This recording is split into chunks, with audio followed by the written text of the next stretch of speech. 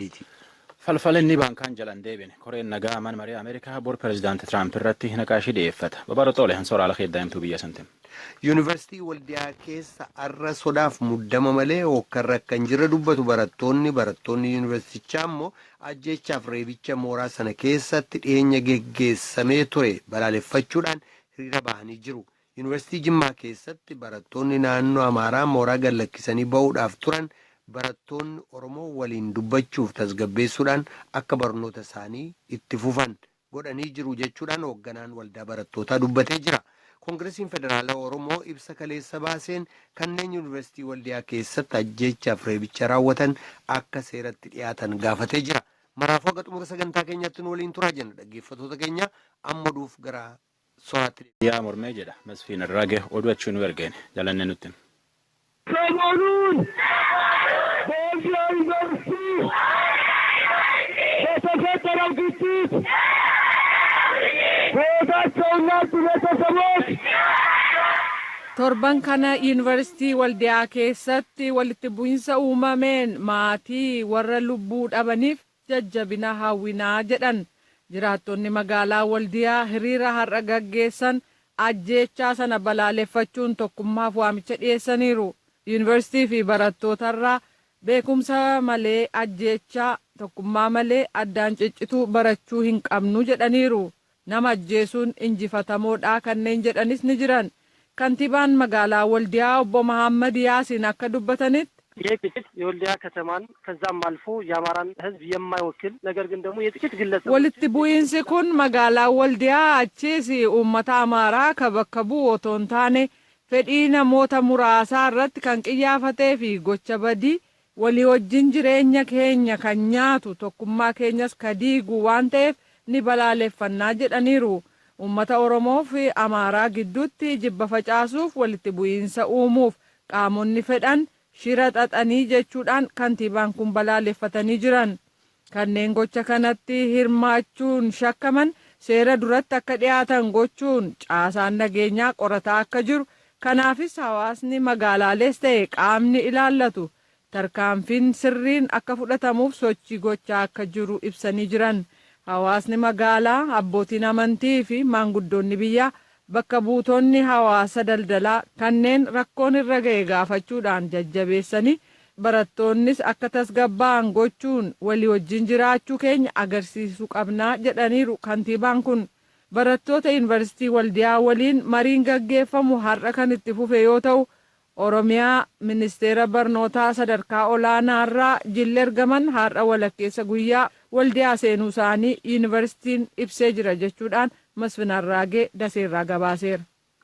Adda bilisummaa biyyoolessa gaadhan horii dhiyootaan godheettaan fixatanii bulchootaallee itti filatan. Paartiin tuniin akka paartii naannoo adoontaayinuu akka paartii biyyoolessaatti yayyabamanii jireenya uummata Itoophiyaa wayyeessuuf hojjannaa jedhan. Namni hojii tanaa filan itti gaafatamummaa filan jechuun Abduraashman Sheek Mahaddiin namni isaa itti aanaa isaa immoo obbo Ahmed Yaasiin Sheek Abdii miti. Paartiin tuniin mallattoo fi kaduraan kalaashii irra keeyyattaan amma risaa tolfatte. Murtii uummata Somaalee asiyaachuu uummatuma Somaalee murteeffachaa jechuun walii galanii jedha. Hor kan irratti bakka buutootii paartilee Abaa'oo, Abinii fi Izemaa faatillee irratti dhufan. Zimbaabuween gama dhihaatti bonii hammaatee horii akka malee namarraa fixuu jira. Godina Maatabilaand keessa horii 4,500tti dhumate. Ganni dabree yoo walitti ilaalan bonii kun harka 500 namatti oowwe jedha. Ministeerii qonnaa fi misooma baadiyyaa biisuni. Namatti qoratee achiin akka dansaan bahin malee horii nagan caalaa dhumachuu iyyuu ooluu jira. Biiroo qonnaatiif horii naannoo suniitti itti gaafatamaa kataa Shingii Nageerii barhum lamaa keessa dhukkubii ooyyaalee Zimbaabuweetti horii hedduu fixe. Eegisuun asitti gabayaan horii silaa akka dansaa ol ka'uu jirti ammaan tan rakkinni irra dhufe. Raadiyoo sagantaa afaan Oromoo caqasuu jirtan. Koreen nagaa mana marii Ameerikaa bor pirezidaantii Tiraamp irratti naqaashii dhiyeeffatte. Falii inni baankaan jalaan deebine ammallee naqaashiitti dhufuu jira. Naqaashiin Tiraamp irra dhiyeeffachuu jiran keessaa tokko Wiiliyaam Taayilar bakka bu'aa ambaasaaddar Yuukireenii fi Joorji Kent itti aanaa itti gaafatamaa biiroo Awurooppaatii fi Yuureeziyaati. Jarri lamaan kun durii bulchiinsi nageenya Ameerikaa keessa hojjechaa ba'e waan Tiraamp tolchi jedhani duraan dhossaan bulchootatti himanii amma immoo diiduma gabbaanii uummatallee itti himani. Pirezidaantii Tiraamp Yuukireenitti itti gaafatamaa ittaanatti gaafatama pirezidaantii Ameerikaa akka durii Joo Baayiden himachuu deebiteetiin gargaarsa Ameerikaan irra dhaabdee jedhani pirezidaantiin Ameerikaa immoo hin mormate kun inni falfal nam jalan deebine jedheetiin dubbate. Akka pirezidaantiin Ameerikaa Doonaald Tiraamp jedhetti baqataan bara pirezidaanta Baraak Obaamaa keessa as dhufe agi tokko warra wanjala hedduu hojjechuun beekama. Sagantaa daakaa ka pirezidaantii Obaamaan armaan dura eeyyam keessatti maatiin gargar bahaniitiin biyyi tana baqatan seeraan jiraachuu danda'anii jedhe pirezidaantii Tiraamp ammoo jedhe kun hagi guddaan warra wanjala hojjete armi dhufee jedha. Hongo Kongitti hardhallee warri hiriira mormiitii walii yaame karaa baaburaatiif karaa makiinaallee cufeetiin banaa bobbaa biyyi dhowu jedhe kun keessumattuu iyyuu sa'aatii ganama keessa karaa cufe biyyiti tun agijii shanii asitti iyyuu rakkinnuma akkanaa kan kee jirti hiriiritti bahanii Hongo Kong aga guddaan chaayinaatti bulcha. Waraan Israa'el lol hardhaatiin ajaja waraana milishoota Islaamummaa Gaazaa keessatti ijjeese. Akka warri jedhetti namni ijjeesan kun Israa'el aasisuuf qophii jira. Akka gabaasii muummee ministeera Israa'el Benjamin Netanyahu irraa baay'etti biiroo sarara jechuun ajajaan waraan milishoota Islaamummaa ijjeesanii kun Baha Abu El Attaati Israa'el rookeettiin aasisa baay'ee nama waan hedduu hojjechaa baay'ee jedhani. Ani barataa jiyoolojii waggaa lammaffaati yuunivarsiitii Waldiyaarraati kanan laafisaa jiru. Amma yeroo kana kan keessatti argamnu mooraa mana barumsaa keessatti argamu keessatti doormii qofaatti lulaatanii kan kophaatti jirru ijoollee irraa adda baanedha. Eenyurraa adda isin baasan? Barattoota yuunivarsiitii irraa adda nu baasan ijoollee Oromoo kan ta'an qofa. Maaliifi? Innis ijoolleen naannoo Amaaraa kan ta'an wajjin walitti bu'aan bu'anii fi doormiitti gallee isaanii wajjin ciisuu hin dandeenye kaleessa galgalaa doormiitti gallee jennaan barataa tokko doormiitti qabanii reebuurraan kan ka'e kanarraan kan ka'e doormii dhaqannee doormiitti galli jennee bakkee tuteenye galgala keessa naannoo taa'acha firii bilookii lamatti himatanii barattoota 5,000 ta'an tilmaamaan doormii tokko keessa nama 22 fi isaa ol 20 fi isaa oliin walitti naqanii achi keessa dhaqan taa'aa bullee. Kana kanarraa wal qabatee amma yoonaa kanatti wanti nurra gahaa jiru iddoo ciisichaan qabnu iddoo guyyaa 3 jirri barra fi jirra uffata qayyarachuu hin dandeenyu caammaa qayyarachuu hin dandeenyu wayyaan keenya iddoo jiru hin deemnu wayyaan keenya illee lookeriin caccabsanii saamaa jiru wanti jedhamu odeeffannoo tokko tokkoof nu bakka baa jira guyyaa kana. Iddoo isin walitti qabamtanii teessan kanatti eegumsi jira moo maaltu isin eegaa jira? Iddoon walitti qabamnee jiru kanatti raayyaan ittisa biyyaa fi kan gadda Oromiyaa irraatii nuuf ergamanii kan walitti qabanii eegaa kan jiranii. Isaantu nuuni gamootiin maqanii gamoo jala ofii isaanii naanna'anii kan isaanii meeshaadhaan hidhataan dhaabbatanii kan eegaa jiran ijoolleen nurraa eegaa jiru. Barattoonni ammallee kaleessa guyyaallee har'a mataa isaallee nutti fiiguudhaan nu rukutuudhaan yaalii guddaa yoo godhanii nurraa takalaakkalaadha kan isaan jiran yommuu ittisa biyyaa. Kana kanaan wal qabatee haala ammaa keessa jirru gabaabumatti gabaabsa yoo isinitti nu barbaade ijoolleen keenya kan miidhamanii namoonni 12 kan ta'anii hundi isaaniiyyuu gara doormiitti deebi'anii nu wajjin kan isaan jiranii dhukkubsattoota kanaaf illee wanti godhame hin jiru iddoon ciisicha isaanii kenname hin jiru nu wajjin kan isaan rakkachaa jiran madaa baatanii qosolii ta'anii jiranii.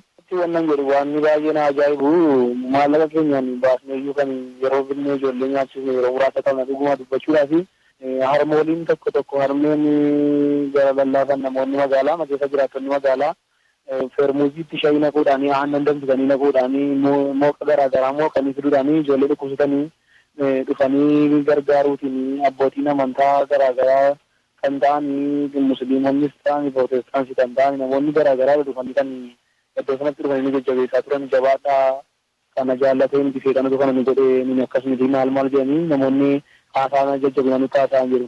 Karaa kana hawaasni cina keenya dhaabbachaadha kan isaan turan iddoos kadha. Barataa waggaa lammaffaa makaanikaal injinaringii kan ta'eef sanbata galgala haleellaa dhaqqabeen miidhaan irra ga'e keessaa tokko haasofsiiseen jira haala ture akkasitti naaf ibse. Gaafa qidaamee galgaladha naannoo sa'aatii 5:00 balaan kun nu mul'ate nuti asaayimantee jennee risallee mana keenyaa teenyee erga xinnaa akkasuma booda leencisne jennee gara algaatti deemne achi booda ibsaan dabbalutti ka'e yeruma sana immoo iyyuu wayii dhaga'ame maal jennee foddaa kannee gaafa laallu ijoolleen wacaa jiru ala yeruma sana daqiiqaa tokkollee kun ta'e karri keenya rukutamutti ka'e. Achi booda nuti xal jennee achi tifat jechuu kan sodaannee yoo cabsanii jalan inni waan ta'eef cabsanii jalaa banneetuma waan gaafatan kennaafii jennu. Itti bantan isin? Balbala jalaa banne. Tole. Nuti waa'ee kanaa homaa tokkollee qaban qabnu ture. Erga jalanii booda akka dhaanxaa jedhan achi aayidii mana barumsaatti ilaalu.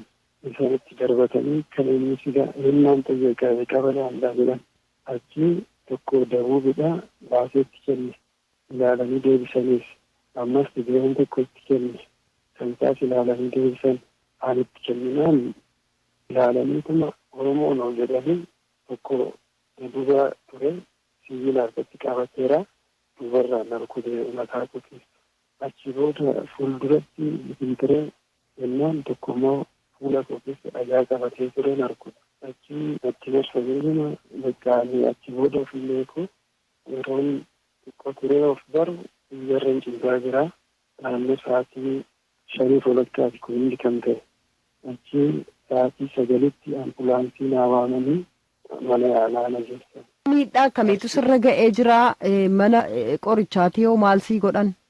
Mana yaalaa deemnee wanta barbaachisu godhameera madaakos naawudhameera kaleessa immoo yuunivarsiitiin kun homaa gargaarsalee gochaa jiru waan ta'eef siniin as turuu hin dandeenye as tursiisuu hin dandeenye jedhamanii gaafa hundatee. Himannaa ijoolleen kun eessan ilaalchisee itti gaafatamaa dhimmoota koominikeeshinii yuunivarsiitii Waldiyaa obbo Tafarraa Asnaaqatti bilbileen ture. Barattoonni bakka tokkotti walitti nu fidanii raayyaan ittisa biyyaa eegumsa nuuf gochaa jira jedhan. Obbo Tafarraan akka jedhanitti walitti bu'iinsa kanatti aansee barattoonni gara garee uummachuutti dhufan. Dhiibbaa miidiyaa hawaasaa dabalatee barattoonni garee lamatti hiramuu isaanii argaa jirra. Ijoolleenis sodaadhaaf jecha akka wal beekaniin fedhii ofiin bakka tokkotti walitti dhufanii jedhan. Barattoonni kun gara galma itti midhaan nyaannullee innaa deemnu raayyaan ittisa biyyaa eegumsa nuuf godheetii jedhu. Kanarratti obbo Tafarraan akkas jedhan. ከትናንትና ቀን በፊት ግጭት ተፈጥሮ ከትናንት ቀን በፊት ምግብ የሚመገቡበት አንድ ካፌ ውስጥ ነው። እዛው አንድ ላይ ገብተው Dheengaddaa qabee nyaata kan nyaatan kaaffeedhuma tokko keessatti ture. Kaleessa ennaa nyaataaf adeeman garuu wal faana nyaachuuf fedhiin dhabamuusaa ennaa arginu gareen tokko sa'aatii murtaa'etti dhaqee inni kaan immoo yeroo biraa dhaqee akka nyaatu ta'e eegumsi kun gam lamaanuuf taasifamaa jira jedhan. Himannaa ijoolleen humnoonni addaa mooraa ala dhaabbatanii nu doorsisu raayyaan ittisa biyyaatu nurraa eegaa jira jedhaniif obbo Tafarraan ennaa deebisan jalqaba rakkoon kun ennaa uumame mooraa sana kan seene poolisii naannooti. Raayyaan ittisa biyyaaf poolisiin addaa naannoo wal ta'anii eegumsa godhuuf malee qaamni ijoollee kana miidhuun jiru jedhan. Hanga ammaatti barattoonni 13 miidhaan irra ga'e kanneen keessaa 11 wal'aansa fudhatanii gara mooraatti deebi'uu isaanii itti gaafatamaan dhimmoota koominikeeshinii yuunivarsiitii Waldiyaa obbo Tafarraa Asnaaqa ibsanii mootummaa naannoo Oromiyaa biraa aangawoonni dhufanii haala jiru irratti mareen jalqabamee jira. Shakkamtoonni badii dalagan jedhamanis to'annaa jala oolanii ittiin ka'umsi walitti bu'iinsa sanaas qoratamaa jira jedha. Dhugaa dubbachuudhaaf jalqabaa du'aa barattoota kanaa yeroo dhageenyu gadda guddaatu nutti dhaga'ame. Maatii ijoolleen jara du'an kanaa borii baratanii bu'aa tokkorra ga'anii nu dhufu jedhanii utuu eeganuu reessi dhaqeefi Waaqayyoo qalbii isaanii haa fayyisuu kan kennee fi haa guddisuu fi kan guddatan immoo haa kennuu fi jenneetu Waaqa kadhannaa fi isaan immoo Waaqayyoo haa jabeessu jenna. Biyya keenya keessatti dhiiga wal buusuun wal dararuun akka hafu fedhii keenya ture, gaaffii keenyas ture, qabsoo keenya keessas ture. Namooti aangoo qabachuudhaaf keessumaa yeroo ummati Oromoo boquu ol qabatee mataa ol qabatee deemuu fedhu warri iji isaanii dhiiga uffate jira.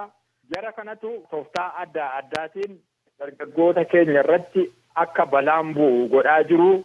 Saba keenya gidduutti, saba Itoophiyaa gidduutti rakkoo isaan uuman irraa ka'eeti namooti kashalabbees ta'anii dhuunfaasaa ta'anii ejjennoon isaanii dhimma siyaasaa wajjin wal qabateeti, aangoo wajjin wal qabateeti. Kanaaf tooftaa kamiin iyyuu yoo adeemee jedhee aangoo qabachuun hin danda'amuuti. Dhaabaayee kana jeequmsa dhalattuu kichuu borii irratti nuuminaa jenneetu ibsa kana baafne.